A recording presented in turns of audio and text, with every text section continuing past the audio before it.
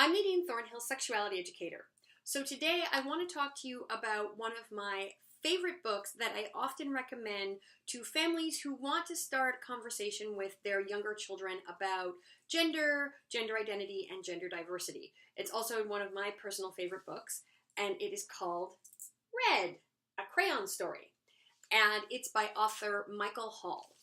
This book is about a young crayon named Red, and throughout the book, Red's friends and family and teachers expect and they encourage him to behave the way a red crayon would, which in this book apparently means drawing things that would typically be red. And Red does his best, but no matter how hard he tries, he can't seem to draw anything red very well at all. And the people around him, they keep trying to motivate him and pushing him to draw red things, but he can't do it. And over time, he begins to sense that his friends and family are starting to become maybe a little frustrated with him, and he becomes very frustrated with himself.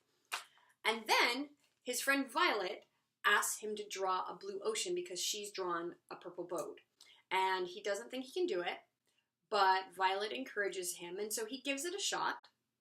And he finds that not only was he able to draw a red ocean, or not a red ocean, a blue ocean, but that he can do it really well, and it's really easy for him.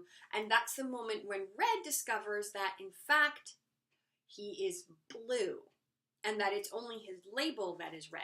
And once he discovers this, he draws all sorts of blue things, and he's so happy, and he really begins to blossom. And all the other crayons take notice, and they're happy for him, and they accept that Red is, in fact, blue. I love this book for so many reasons. So the illustrations are absolutely gorgeous. They're a combination of digital and crayon colored imagery mixed in with some cut paper as well. So they have this great textural quality to them that I think would really appeal to most children, appeals to me as an adult.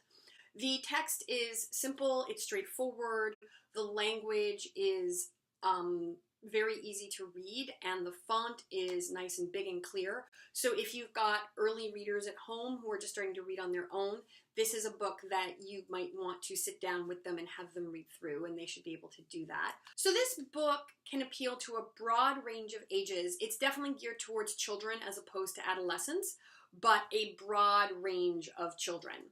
So for example, my son is 9 years old, so he's older, but he really appreciates this book because it has all of those neat, clever little details, and it's a neat metaphor, and he enjoys it on that level. But it's also appropriate for younger children, so this is something that you could read to a preschooler, to a child in kindergarten, and they could also get a lot out of it. If you have an older child, this book can be a really interesting lead-in to conversations about our identity and how we name or label those identities, and also what happens when those labels that we're given don't fit. Younger children tend to be more concrete in their thinking, so it may be difficult for them to make the connection right away between the literal label on Red the crayon and the theoretical labels that we use for human identity. But we can still use a book like this to have some conversations about feelings and how it might feel when people don't understand us. This is also a book that we can refer back to if our younger children have questions around their own gender identity or around somebody else's gender identity. Now, I've talked a lot about Red, a Crayon story, and how it relates to gender identity, but this is a book that we can use to open up conversations with our kids about any aspect of identity. The author Michael Hall has talked about how when he was writing this book, it really reminded him of challenges that he had growing up and being dyslexic, and how he was labeled in certain ways, and those labels were very restrictive and hurtful at times, and that he had to discover his true inner self as an intelligent and capable kid. I'm going to include a few conversation starting questions about this book in the description box below. And if you find those helpful, I actually have a guide of over 100 questions. It's called Conversation Starters for Families. And you can go over to my website, NadineThornhill.com, and register to get a free download of that guide. If you like this video and you want to see more, you can let me know by either clicking the like thumb below, or you can leave me a comment.